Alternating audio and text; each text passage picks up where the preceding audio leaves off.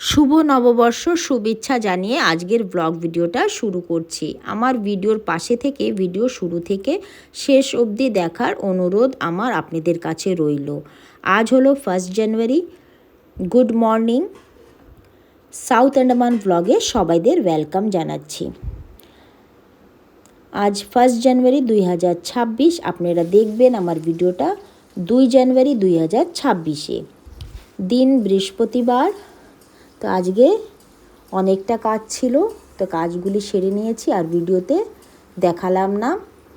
ঘর ঝাড় দেওয়া, হাঁস মুরগির কাছে খাবার দেওয়া, তার সঙ্গে ডগি আছে দুটো আমার, তাদেরকে দেখা, যাই হোক ধোয়া মোছা সম্পূর্ণ কাজ করে তারপরে ব্রেকফাস্টও রেডি হয়ে গেছে।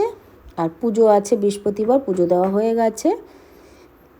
তারপরে ভাবলাম বাচ্চারা ঘরে আছে, ছুটি আছে, তো কি রান্না করি।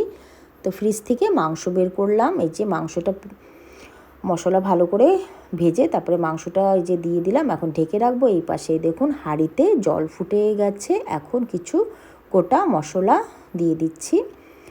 তো ঘরে থাকা জিনিস থেকেই আমি আজ দম বিরিয়ানিটা রেডি করব। দম বিরিয়ানি বানাচ্ছি, তাও প্রথমবার হাঁড়িতে রেডি করছি। কখনো আমি রান্না করিনি হাঁড়িতে, মানে রান্না মানে দমেই বসাইনি।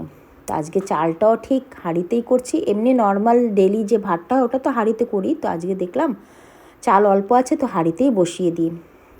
তারপরে এই দেখুন এই যে পুদিনা পাতা ধনে পাতা ধুয়ে নিয়েছি, এখন কাটতে বাকি আছে। এখানে কাজু বাদাম কিশমিশ এগুলি ভেজে নেব, আর কিছু পেঁয়াজ লাগবে পেরিস্তার জন্য, তো ওটাও করে নিয়েছি। ভাজা হয়ে গেছে কমপ্লিট, ভাত হয়ে গেছে প্রায়।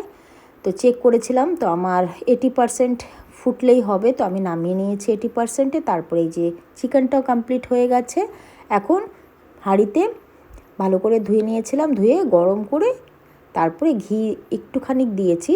আমি বেশি দিইনি ঘি, অল্প ঘিতেই করছি। তো এখানে ঘি দেওয়ার পরে ভাত যে 80% ছিল, সেই ফুটানো ভাতটা 80% হয়েছিল।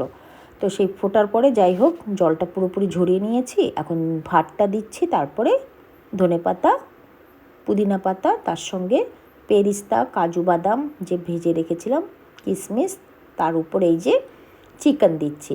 এর উপরে আবারও সেম হবে। তো দিয়ে ভাবলাম এখন যখন দমে বসাবো তো ভাবলাম একটু শেয়ার করি। এই দেখুন এই যে এখানে কেশর ইউজ করেছি, দুধে ভিজিয়ে রেখেছিলাম, পাশেই ছিল। তো যাই হোক, তো এখন আমি একটা তাওয়া নেব, তাওয়াটাকে ভালো করে হাই ফ্লেমে হিট করে নেব, তারপরে লো করে হাঁড়িটা তাওয়ার উপরে বসিয়ে দেব। তো এই দেখুন এই যে এখনও বসাইনি, তো বসিয়ে দেবো। তার ভিতর তোর কাজ থাকে, কাজ করলাম একটু। তো বাচ্চাদের এখন খাওয়ার টাইম হয়ে গেছে, তো ভাবলাম এখন দিয়ে দিই। তো ভাবলাম খুলে দেখাবো, তো ভীষণ ভাপ ছিল ভাতে, মানে দম বিরিয়ানিটা। তারপরে এই যে ভাপটা কমে যাওয়ার পরে বেড়ে নিয়েছি। আর এই যে রয়েছে, আমাদের খাওয়া হয়নি, আমরাও খেয়ে নেব। তারপরে একটু রেস্ট নিলাম, নেওয়ার পরে সন্ধ্যার সময় চা করে খেয়েছি, খেয়ে রেডি হয়েছি। তো রেডি হয়েছি, কোথায় যাচ্ছি এই দেখুন এই যে আজ আমাদের বাড়ির পাশে একটি গ্রামে, আজকে না তবে আমি যাচ্ছি আজকে। তো একটি মেলা শুরু হয়েছে, ওটা হলো 30 ডিসেম্বর থেকে শুরু হয়েছিল, আর জানুয়ারির 5 তারিখে শেষ হয়ে যাবে।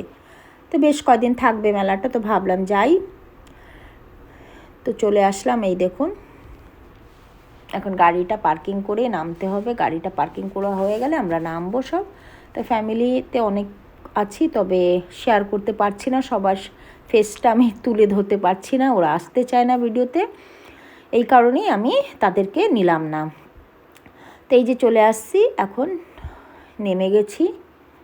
তো এই মেলাটার নাম হয়েছে আজাদ হিন্দ মেলা। এই দেখুন এখানে ফুল গাছ, খুব সুন্দর সুন্দর কালারের ফুল গাছ ছিল। তো কেনাকাটাও করেছি, ঘুরেছি, প্রোগ্রামও দেখলাম। তো আপনাদেরও শেয়ার করছি কি কি দেখলাম। আর কেনাকাটাটা আমি পরে নেক্সট ভিডিওতে শেয়ার করব যে কি কি কেনাকাটা করেছি। তো এটা হলো ডিসেম্বর মাসের লাস্টে, মানে 30 ডিসেম্বর শুরু হয়েছিল এই মেলাটার কারণ আছে এখানে, মেলাটা যে গ্রামে হয় তারও একটা কারণ আছে, কারণটা বলছি। 30 ডিসেম্বর 1943-তে সুভাষচন্দ্র বসু আমাদের ভারতের ঝান্ডা সর্বপ্রথম পোর্ট ব্লেয়ার আন্দামান নিকোবর দ্বীপে পতাকা উত্তোলন করেছিলেন।